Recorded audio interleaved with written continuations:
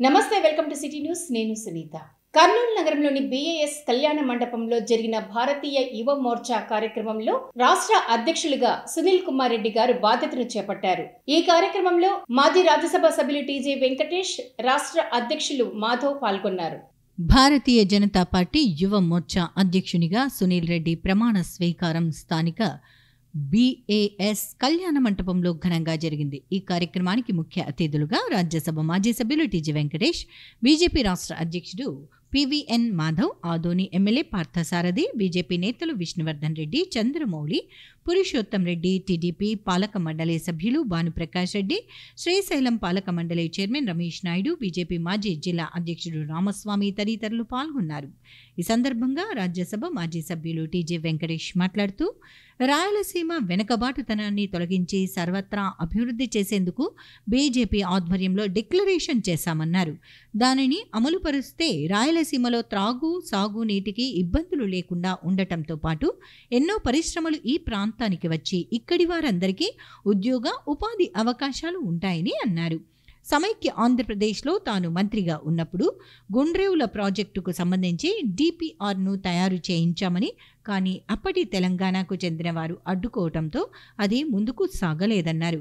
ఇప్పటికైనా కూటమి ప్రభుత్వం ఈ విషయంలో శ్రద్ధ తీసుకుని ప్రాజెక్టు పూర్తి చేస్తే మరింత సాగునీరు లభ్యమవుతుందన్నారు. రాయలసీమకు హక్కుల ఐక్యవేదిక ఆధ్వర్యంలో ఎన్నో పోరాటాలు చేసి రాయలసీమకు అభివృద్ధికి అవసరమైన డిమాండ్లను ముందర పెట్టడం జరిగిందని అన్నారు.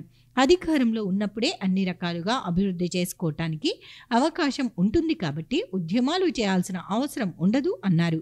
గతంలో కేంద్ర ప్రభుత్వం వెనకబడిన జిల్లాలకు 50 కోట్ల రూపాయల వరకు నిధులు అందించేదని, ఇప్పుడు అవి రావటం లేదని, వాటి సాధనకు బీజేపీ రాష్ట్ర అధ్యక్షుడు పివిఎన్ మాధవ్ కృషి చేయాలని టీజీ వెంకటేష్ కోరారు. పార్టీలో ప్రస్తుతం యువత ఎక్కువగా ఉందని, వీరంతా కేంద్ర రాష్ట్ర ప్రభుత్వాలు చేపడుతున్న సంక్షేమ పథకాలను ప్రజల్లోకి తీసుకెళ్తూ పార్టీని మరింత బలోపేతం చేయాలని ఆయన కోరారు.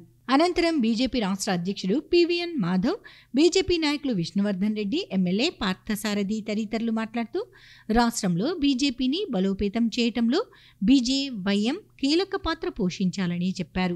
భారతీయ జనతా పార్టీ నాయకులుగా ఎదగాలంటే బీజేవైఎం నాయకులకి మంచి అవకాశం ఉంటుందని చెప్పారు. ప్రజల సమస్యలను పరిష్కరించేందుకు బీజేవైఎం నాయకులు మరింత చొరవ చూపాలని సూచించారు. బీజేవైఎం నూతన అధ్యక్షుడు సునీల్ రెడ్డి అందరినీ కలుపుకొని ముందుకు సాగాలని కోరారు. ప్రెసిడెంట్ గారు ఉన్నారు, చైర్మన్ మాధవ్ గారు ఉన్నారు.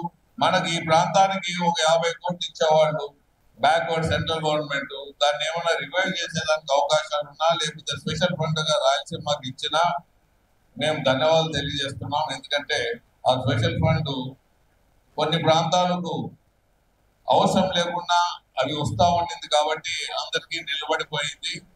కొన్ని ప్రాంతాలు మళ్ళీ సెలెక్ట్ చేసుకొని వెనుకబడిన ప్రాంతాలకు ఇవ్వాలి అని తెలియజేస్తున్నాను. శ్రీనివాస్ రెడ్డి చాలా యంగ్స్టర్, ఏదో సాధించాలని తపన పడుతూ ముందుకు పోతున్నాడు. దీంట్లో చాలా మంది పెద్దలుగా ఉన్నారు అంతకుముందు అధ్యక్షులుగా యువ మోర్చాలో. ఇప్పుడు యంగ్స్టర్ వచ్చాడు. తప్పకుండా యువ మోర్చాన్ని ఒక రూపురేఖలు మార్చే విధంగా గొప్పగా తీసుకుపోయే దాంట్లోనూ రాష్ట్రంలో ఒక ఇటువంటి కార్యక్రమాలు, ఇటువంటి నాయకత్వం వహించేదానికి ఒక స్టాంప్ వేసుకుంటారని తెలియజేస్తూ సెలవు తీసుకుంటున్నా. ధన్యవాదాలు. నరేంద్ర మోడీ గారి నాయకత్వం, జేపీ నడ్డా గారి నాయకత్వం, సునీల్ రెడ్డి గారి నాయకత్వం, భారతీయ జనతా యువ మోర్చా రాష్ట్ర అధ్యక్షులుగా మనవాడు రాయలసీమ బిడ్డ, విద్యార్థికులు, యువతలో అనేక సంవత్సరాల నుంచి పోరాటం చేస్తున్న విద్యార్థి నాయకుడిగా ఎదిగి యువ మోర్చా రాష్ట్ర ఉపాధ్యక్షుడిగా వివిధ బాధ్యతలు నిర్వహించి ఇవాళ అందరి భారతీయ జనతా పార్టీ పెద్దల యొక్క ఆశీర్వాద కారణంగా ఇవాళ భారతీయ జనతా పార్టీ ఆంధ్రప్రదేశ్ కి నూతన అధ్యక్షుడిగా నియమించబడ్డ మిత్రుడు సునీల్ రెడ్డి గారికి సందర్భంగా అభినందనలు, శుభాకాంక్షలు. రాబో కాలంలో మరింతగా పనిచేసి ఈ ప్రాంతం నుంచి వచ్చాను కనుక ఈ ప్రాంతానికే కాక అన్ని ప్రాంతాలకి భారతీయ జనతా పార్టీ జెండా తీసుకెళ్లి నరేంద్ర మోడీ గారి ఎజెండా ఏదైతే ఉందో యువత, మహిళ, ఎస్సీ ఎస్టీ బీసీ మైనారిటీలందరికీ కూడా సంక్షేమం కోసం ఆలోచన చేసే అతి ముఖ్యమైన పనులు ఈ దేశం కోసం చేస్తూ దేశాన్ని నడిపిస్తూ భారతదేశం యొక్క జాతీయ జెండాని ప్రపంచవ్యాప్తంగా రెపరెపలాడించిన ఆ నరేంద్ర మోడీ గారి నాయకత్వం, ఆ నాయకత్వ పటిమ, ఆయన స్ఫూర్తి ప్రేరణతో నువ్వు పనిచేయాలని చెప్పి ఈ ప్రాంతంతో పాటు రాష్ట్ర వ్యాప్తంగా భారతీయ జనతా పార్టీని తిరుగులేని శక్తిగా చేయాలి అంటే అది యువ మోర్చా వల్లే సాధ్యం. యువత ఎక్కువ పార్టీకి వస్తే పార్టీ అంత ప్రగతి సాధిస్తుంది. ఇవాళ భారతీయ జనతా పార్టీ ప్రతి కార్యకర్త సగర్వంగా వెళ్లే విధంగా మన జెండా రూపకల్పన జరిగింది. ఆ జెండాలో మన చిహ్నం కమలం పువ్వు. కమలం పువ్వు అంటే ఎవరు? మొన్ననే మన నవరాత్రులు చేసుకున్నాం. చివరి రోజు రాజరాజేశ్వరి అమ్మవారు దసరా సందర్భంగా ఆవిడ విరాజిల్లిన ఏదైతే సింహాసనం ఉందో అది కమలం అని మనం గుర్తుంచుకోవాలి. ఆ విధంగా ఆ కమలం భారతీయ జనతా పార్టీ చిహ్నంగా పెట్టుకొని ఒక్కొక్క రేకు ఒక్కొక్క అంశాన్ని మనకు స్ఫూర్తిచ్చే విధంగా పంచనిష్టలు మనం పెట్టుకొని ముందుకెళ్తున్నాం. కనుక మన జెండా మామూలు జెండా కాదు. మనకు సంబంధించిన ఏవైతే లక్ష్యాలు ఉన్నాయో సామాన్య లక్ష్యాలు కావు. మనందరం కూడా ఒక గొప్ప పార్టీలో ఉన్నామని భావించాలి. మనందరం కూడా ఒక గొప్ప ప్రభుత్వాన్ని నడిపిస్తున్నామని గుర్తుంచుకోవాలి. కనుక మన యొక్క పని ఆ విధంగా మన యొక్క పార్టీ యొక్క పనితీరు ఈ రాష్ట్రంలో ఒక ప్రత్యేకత సాధించే దిశగా మనం అడుగులు వేయాలి. దాంట్లో భారతీయ జనతా యువ మోర్చా యొక్క పాత్ర గణనీయమైంది. ఆ విధంగా పనిచేసే దిశగా మన అడుగులు వేయాలి. పెద్దలందరి యొక్క మార్గదర్శనం తీసుకోవాలి. దేశంలో రాష్ట్రంలో ఉండే అన్ని విషయాల్ని ఆకలింపు చేసుకోవాలి, అధ్యయనం చేసుకోవాలి. అన్నిటి పట్ల మనం స్పందించి ప్రతిస్పందించి ప్రజల్లోకి వెళ్లే కార్యక్రమం చేయాలి.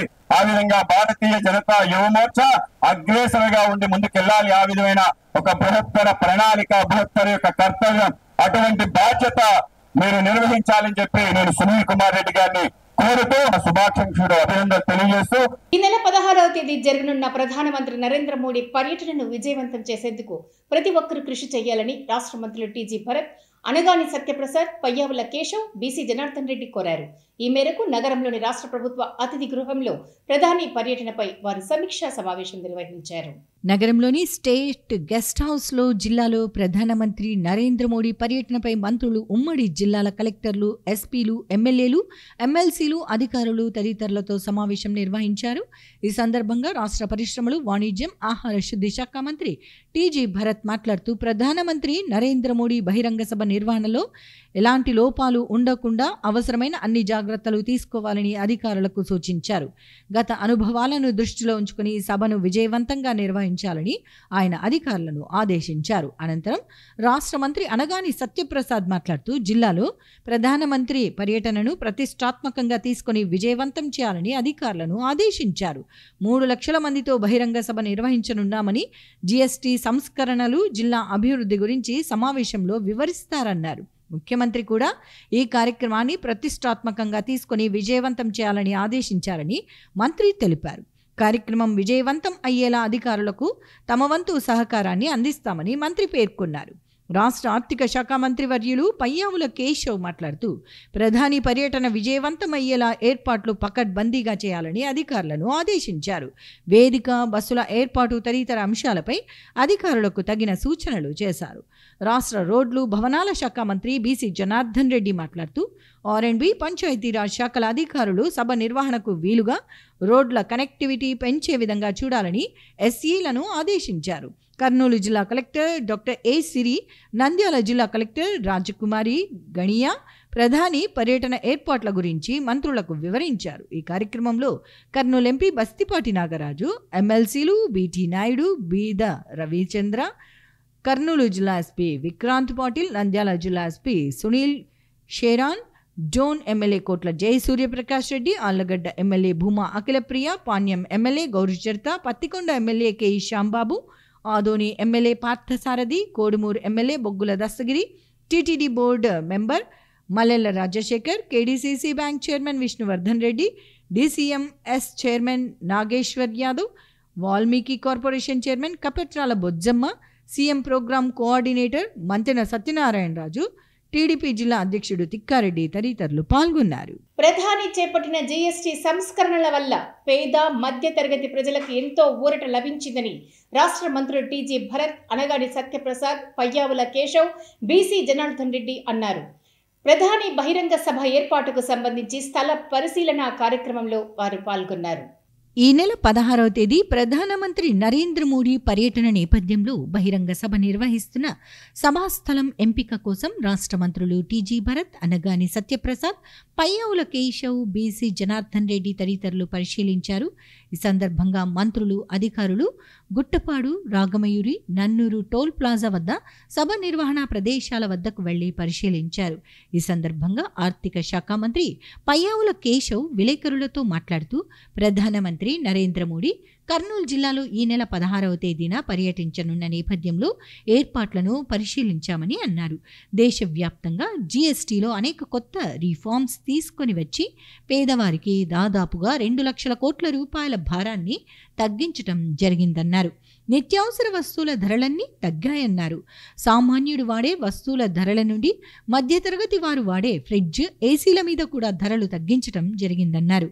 సామాన్యుడి మీద భారం తగ్గించాలనే లక్ష్యంతోనే కూటమి ప్రభుత్వం జీఎస్టీ సంస్కరణలు తీసుకురావటం జరిగిందన్నారు. జీఎస్టీ ధరల తగ్గింపు ద్వారా దేశంలోని, రాష్ట్రంలోని ప్రతి ఒక్క కుటుంబానికి లాభం చేకూరుతుందన్నారు. ఈ విషయాన్ని ప్రజలకు వివరించేందుకు దాదాపుగా 3 లక్షల మంది ప్రజలతో కర్నూలు జిల్లాలో సభ నిర్వహించడం జరుగుతుందని, సంబంధిత కార్యక్రమానికి ప్రధానమంత్రి నరేంద్ర మోడీ రావటం సంతోషంగా ఉందని మంత్రి వివరించారు. సభ నిర్వహణ ప్రదేశాన్ని ఫైనలైజ్ చేసి ఏర్పాట్లు మొదలు పెడతామని మంత్రి తెలిపారు. గౌరవ ప్రధానమంత్రి గారు ఈ నెల 16వ తారీఖున కర్నూలు జిల్లా పర్యటనకు రావడం జరుగుతోంది. దానికోసం ఏర్పాట్లను చూడడం కోసం ఈరోజు జిల్లా యంత్రాంగంతో కలిసి రాష్ట్ర మంత్రులందరూ కూడా రావడం జరిగింది. అట్లానే బీజేపీ, జనసేన, తెలుగుదేశం పార్టీ నాయకులందరూ కూడా ఈ పర్యటనలో భాగం కావడం జరిగింది. ప్రధానంగా దేశవ్యాప్తంగా జీఎస్టీలో అనేక మార్పులు తీసుకొచ్చి, రిఫార్మ్స్ ద్వారా పేదవాళ్ళకి దాదాపు 2 లక్షల కోట్ల రూపాయల భారాన్ని తగ్గించడం జరిగింది. అంటే నిత్యావసర వస్తువుల ధరలని తగ్గించే దిశగా కూటమి ప్రభుత్వం చేసినటువంటి అతి పెద్ద చర్య. ఇవాళ సామాన్యుడు వాడేటువంటి వస్తువుల దగ్గర నుంచి మధ్యతరగతి ప్రజలు వాడేటువంటి ఫ్రిడ్జ్లు, ఏసీల వరకు కూడా, సోపులు, షాంపూల దగ్గర నుంచి ఫ్రిడ్జ్లు, ఏసీల వరకు కూడా ధరల్ని తగ్గించడం జరిగింది. సామాన్యుడి మీద భారం తగ్గించాలనేటువంటి లక్ష్యంతోనే ఈరోజు ఈ రిఫార్మ్స్కి మోడీ గారి ప్రభుత్వం శ్రీకారం చుట్టడం జరిగింది. ఇది ఈరోజు ఒక పథకం ఏదైనా ఇస్తే, ఈరోజు తల్లికి వందనం ఇస్తే 64 లక్షల మంది కుటుంబాలు, లేకపోతే రైతు అన్నదాత సుఖీభావ ఇస్తే కొంతమందికి, పథకానికి లబ్ధిదారులు కొంతమంది మాత్రమే ఉంటారు. కానీ ఇవాళ జీఎస్టీ తగ్గింపు ధరల వల్ల రాష్ట్రంలోనూ దేశంలోనూ ప్రతి కుటుంబం, ప్రతి వ్యక్తి లాభం పొందే రకంగా జరగడం జరిగింది ఈరోజు. అందుకనే దీన్ని పెద్ద ఎత్తున ప్రజల్లోకి తీసుకుని పోయేటువంటి ఉద్దేశంతోనే సూపర్ జీఎస్టీ, సూపర్ సేవింగ్స్ పేరుతో పెద్ద ఎత్తున ఈ కార్యక్రమాన్ని చేపట్టడం జరుగుతోంది. దీనికి గౌరవ ప్రధానమంత్రి గారు రావడం అనేటువంటిది ఎంతో సంతోషకరమైనటువంటి విషయం. అనేక కార్యక్రమాలు ఆంధ్రప్రదేశ్లో చేస్తున్నటువంటి కార్యక్రమాలకి గౌరవ ప్రధానమంత్రి గారు రావడం ఈ కూటమి ప్రభుత్వానికి మరింత ఉత్సాహాన్ని ఇస్తుంది అనేటువంటి తెలియజేసుకుంటూ, స్థలం ఫైనలైజ్ అవగానే టైమింగు, డీటెయిల్స్ అన్నీ కూడా సేకరించడం జరుగుతుంది. దాదాపు 3 లక్షల మంది హాజరయ్యేలా ఏర్పాట్లు చేయడం జరుగుతుంది. కేంద్ర ప్రభుత్వం ఆదేశాల మేరకు తగ్గించిన జీఎస్టీని ప్రజలు సద్వినియోగం చేసుకుని లబ్ధి పొందాలని జాయింట్ కలెక్టర్ డాక్టర్ బి నవ్య ప్రజలను కోరారు. నగరంలోని ఎస్ఏపీ క్యాంపు కళ్యాణ మండపంలో జీఎస్టీ తగ్గింపుపై జరిగిన అవగాహన కార్యక్రమంలో ఆమె పాల్గొన్నారు. నగరంలోని బల్లారి చౌరస్తా దగ్గర ఎస్ఏపీ క్యాంప్ కళ్యాణ మండపంలో ఏర్పాటు చేసిన జీఎస్టీ తగ్గింపు ప్రదర్శనను మరియు షాపింగ్ను జిల్లా joint collector doctor B Navya ribbon cut చేసి ప్రారంభించారు. ఈ సందర్భంగా జాయింట్ కలెక్టర్ అక్కడ ఏర్పాటు చేసిన car, tractor, motor cycle, Scooty, ఔషధ stall, book stall, electronic goods, tooth paste, brush, shampoo, oil మొదలగు స్టాల్స్ను పరిశీలించి ఒక్కో స్టాల్ నందు ఎంత శాతం జీఎస్టీ తగ్గిన వివరాలు అడిగి తెలుసుకున్నారు. ఆ తర్వాత అక్కడ చేరిన వారితో మాట్లాడుతూ pencil, eraser, crayons, globe books, మ్యాప్స్పై అంతకు మునుపు ఉన్న 12% జీఎస్టీని పూర్తిగా తీసివేసి ఇప్పుడు ఏమీ లేకుండా చేశారని, కొన్ని మోడల్ కార్లపై 46,500 నుండి 1,29,000 వరకు జీఎస్టీ భారం తగ్గిందని, ట్రాక్టర్లపై 52,000 రూపాయలకు పైగా వివిధ రకాల మోటార్ సైకిళ్లు, స్కూటర్లపై 5,500 నుండి 12,300 రూపాయల వరకు జీఎస్టీ భారం తగ్గిందని,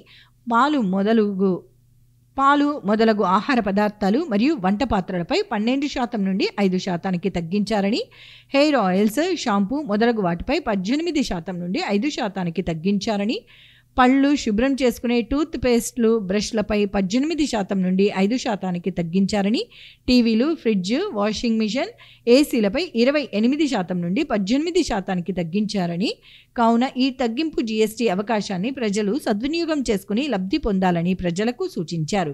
జీఎస్టీ తగ్గింపుపై పూర్తి అవగాహన ప్రజలు కలిగి ఉండాలని ఈ ప్రదర్శన యొక్క ముఖ్య ఉద్దేశమని, జీఎస్టీ తగ్గించని దుకాణదారులపై ఫిర్యాదు చేయాలని సూచించారు. ఈ ప్రారంభోత్సవ సమావేశానికి joint commissioner commercial taxes Neeraja, జిల్లా సప్లై అధికారి రాజా రఘువీర్, జిల్లా manager civil supply Venkataramudu, SAP camp DSP Mahaboob Basha, Apollo medical సిబ్బంది, tractor, car, motor cycle showroom ప్రతినిధులు, బుక్ స్టాల్, వివిధ వ్యాపారస్తుల యాజమాన్యాలు, స్థానిక ప్రజలు పాల్గొన్నారు. విద్యా సంస్థలు విద్యార్థులను కేవలం చదువుకే పరిమితం చేయకుండా క్రీడల్లో ప్రోత్సహించాల్సిన అవసరం ఉందని జిల్లా న్యాయ సేవా అధికార సంస్థ కార్యదర్శి B Venkata Leela Seshadri, senior gastroenterologist doctor Shankar Sharma సూచించారు. ఈ మేరకు నగరంలో జరిగిన సౌత్ జోన్ ల్యాక్రాస్ ఛాంపియన్షిప్ పోటీల ముగింపు కార్యక్రమంలో వారు పాల్గొన్నారు. నగర శివార్లోని ఆదర్శ విద్యా మందిర్ క్రీడా ప్రాంగణంలో జరిగిన లాక్రాస్ సౌత్ జోన్ ఛాంపియన్షిప్ పోటీల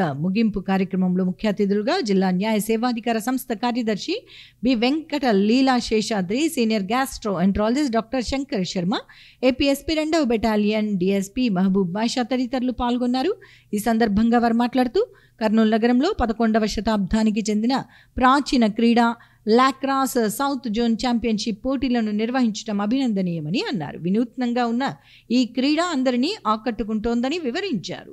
విద్యార్థులు చదువుతో పాటు క్రీడల్లో రాణిస్తే మంచి భవిష్యత్తు ఉంటుందని తెలిపారు.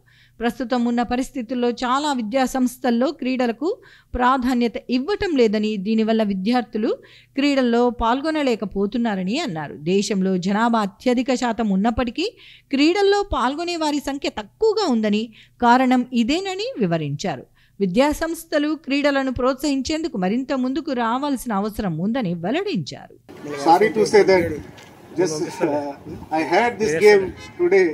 I hope in future this game will get fame and name. You all will get the best positions in future. All the best to all. Thank you. Almost half of the country is represented here in Kurnool. We all feel proud of this South Zone competitions being held at this sprawling lawns of this Adarsh Vidya Mandir owned by Harikishan. He is a very generous and magnanimous personality in giving permission for the conduct of any sports activities here. I came here many a times, and first time for the past 25 years, though I have attended hundreds of sports activities, first time I have attended a new game. But it is a old wine in a new bottle. It came into practice long back, centuries back, but received recognition only of late. And I have become confident. The way the Kurnool players have played today are really had a rejuvenating experience here. My whole body was pulsating with happiness when I saw that jersey number 4 boy scored many goals. I congratulate him personally. Here all the students, all the children who have participated here are all the winners, no runners. You are all the winners. I appreciate you wholeheartedly. Your resilience, your strength, your grit, your determination gusto, enthusiasm, conviction, commitment, motivation, courage, confidence. I love all of you. I wish you all the best. You are the future citizens of India. After seeing this, I recollected my school days.